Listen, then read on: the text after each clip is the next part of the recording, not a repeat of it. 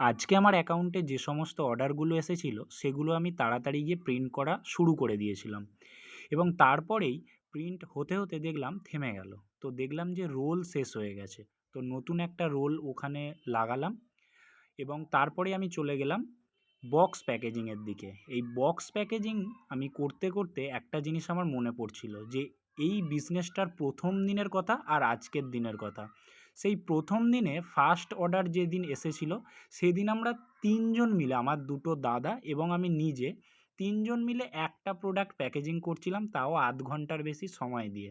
আর আজকের ডেটে সারাদিনে 400-500 অর্ডার, সেই অর্ডারের যাবতীয় প্যাকেজিং আমি নিজে একাই সবটা সামলে নিতে পারি।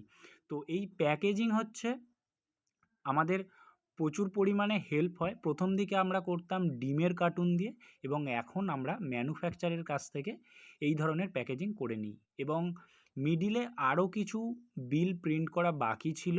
পরে দেখলাম আরেকটা অ্যাকাউন্টে, তো সেটা আমি মিডিলে প্রিন্ট আউট করছিলাম এবং এই বিল যেগুলো প্রিন্ট আউট হচ্ছে এগুলো সব একদিনেরই আমাদের অর্ডার। আমরা ধীরে ধীরে আমাদের সেলার অ্যাকাউন্টও বাড়িয়েছি এবং